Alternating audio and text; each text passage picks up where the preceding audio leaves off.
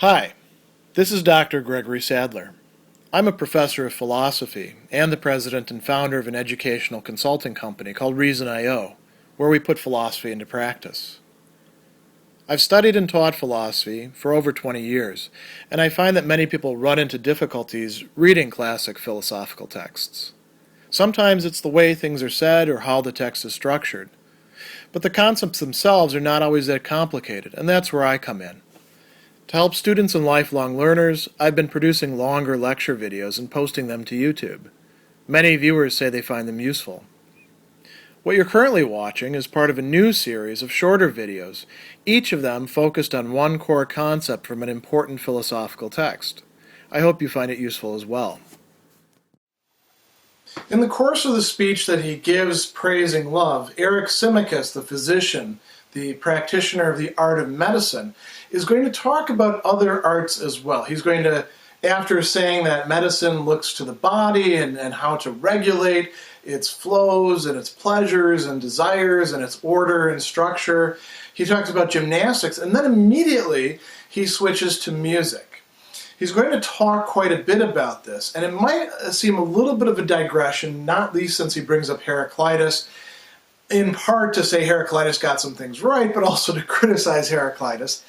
But he really sees a strong parallel between what medicine is doing and what music is doing. And this is something that you'll see as a Platonic theme, not just something that people involved with the art of medicine might have said, but also Plato himself is going to say in the Republic, in the Gorgias, in other places as well. He's going to talk about these important types of arts and how they fit in with each other.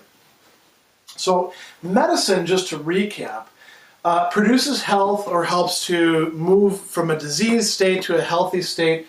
Why? By imposing a kind of good love, a harmony, onto opposed elements. And the elements were physical things like the hot and the cold, or the wet and the dry, or the bitter and the sweet. And there might be a whole bunch of these. Eryximachus is not actually trying to give us an exhaustive medical treatise at this point, or to outline, what the whole metaphysics of his system is. But he thinks that medicine is able to do what it does by introducing good love. Good love is a kind of harmony, a kind of concord between the elements.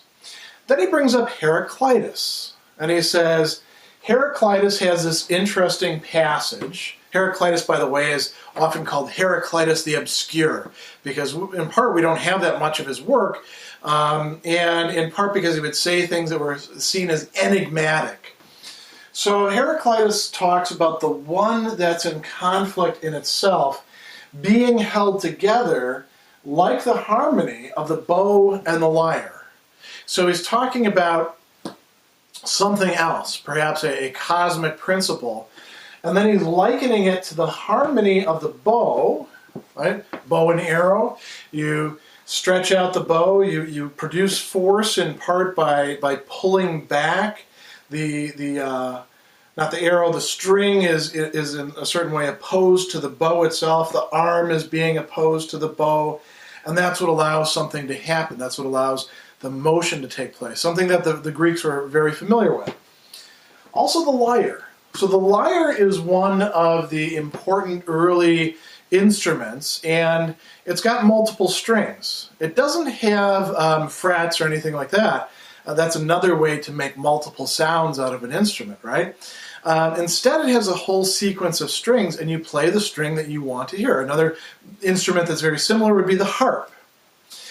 Now, is the lyre in harmony with itself in the same way that the bow is? No, not exactly the same way.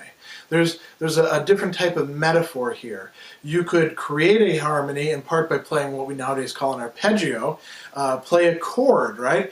Play the first, the third, the fifth. By the way, the Greeks were already becoming very familiar with the mathematics of this through Pythagoras. Now, Eryximachus is going to say Heraclitus is a little bit obscure on this point, in part because he seems to think that the one can actually be in conflict with itself. If it's really in conflict with itself, it's not a one, it's not a unity. There has to be some sort of concord there in order for these opposed elements to actually be in one sort of unity. But then he has this statement that he says that's quite interesting. It's essentially an identity statement saying this is this and this is this. So we can think about it in terms of the transitive property. If A equals B, B equals C, A equals C. He's saying that a harmony, a harmonia in Greek, is a concord, is an agreement, right? A symphonia, many voices together, or multiple voices together would be a literal way of translating symphonia. That itself is also an agreement, or a sympathy is sometimes how it's translated, a homologia. Again, a sameness of logia, of speaking, of articulation. And this is a homologia, an agreement of things that are different from each other, things that diaphering, literally that's separate apart. So there's this property of bringing together involved in harmony or concord, things that would normally on their own repulse each other. We've already seen this with the art of medicine. How does this play out in terms of the art of music?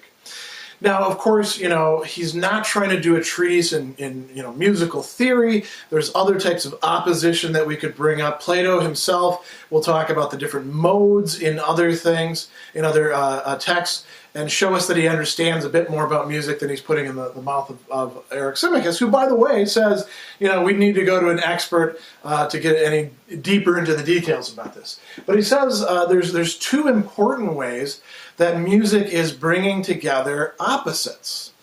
It's bringing together the high and the low in harmony. So what does he mean by this? We have to imagine perhaps that we could think of the octave. When you play a single note and then you play the note that's 8 above it, well, it's the 8th in the sequence, 7 above it, 7 full steps, 12, half steps above it.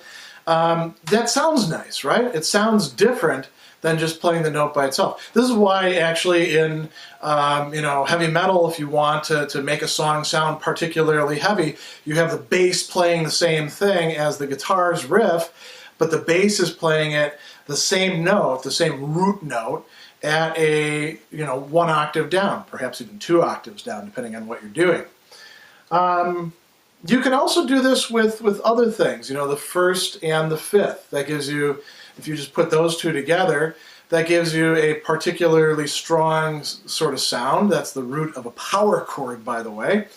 We might also think of melody as doing something like this, ranging, and bringing together high and low notes. Eryximachus, of course, isn't getting too much in the details of this, but you can go a little bit further with that. Then he also talks about a different dimension. And this is important when we're thinking about music, because music happens in time. You don't just play one chord and then just let that ring for the entire concert, right? Or hold one note for the entire, opera or symphony or whatever. You have to have alternation of fast and slow. We do the same thing, by the way, with language. The ancient Greeks in poetry, they didn't have what we call end rhyme, where, roses are red, violets are blue, blah, blah, blah, blah, better end with an oo, right? That's end rhyme. The Greeks instead had meter. Rhythm was part of the way the things were arranged. So, for example, here's one poem from Aristophanes, the frogs, The frogs say, breke-ke-kex, ko-ox, ko-ox, breke-ke-kex, ko-ox, ko-ox. The ko-ox, ko-ox, those are longer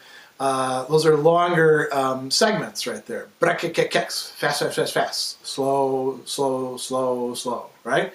I forget exactly whose poem this is, but there's halapos de me filet sai halapos de do filet sai halapos de ron de panton hapantam and non fideste, right? You hear the rhythm involved in that, and the Greeks were particularly attuned to that, whether it was poetry or whether it was music. So we can talk about music as incorporating the fast or the slow, and in both of these cases we have a harmonization taking place, a bringing together of things that are different, things that are opposed to each other. That's what Eryximachus says is going on in music. Here's where it gets really interesting. Now, the art of music can be applied to human activities. Think about all the things that we provide musical scores to, from standing in the elevator where you hear, the proverbial muzak, elevator music we call it. That defines a certain kind of activity. It's supposed to be, light listening and all that. Think about what people work out to. It's not usually, super soft stuff unless they're, doing yoga. But if they're lifting weights, it's probably going to be something a bit more, robust. There's music that's appropriate to certain things, and then music that's less appropriate. And picking the wrong kind of music can put people in the wrong frame of mind. So just like how medicine produces certain effects within the body by producing good or bad love, by producing harmony or symphony or discord and dissolution, music can do the same thing in human activities. It has a psychological effect. Eryximachus talks about it as connected with our desires and with our pleasures. And he cautions against provoking the wrong kind of desires with music, or encouraging people in the wrong sorts of pleasures with music. Again, something that we're going to see Plato himself talking about in the mouth of Socrates in the Republic, in a different dialogue, right? Now, he brings the two together finally by saying, the art of medicine, one of the things that we're able to do with it is allow people to enjoy the pleasures of the table. They're allowed to enjoy a certain amount of unhealthy eating because you balance it out with healthy things and you use the art of medicine to make sure they're not going to really do damage to themselves. He says the art of music can do something quite similar. The person who's actually skilled in music can let us enjoy a bit of the stuff that's a little bit risky, a little bit going too far. If we just listen to that all the time, it would screw us up. They understand the right amount of proportion for it. There's a certain order that should be imposed on it. That's what he's saying the art of music does. So the art of music works with love just as much as medicine does. As a matter of fact, they work almost in parallel or in tandem with each other.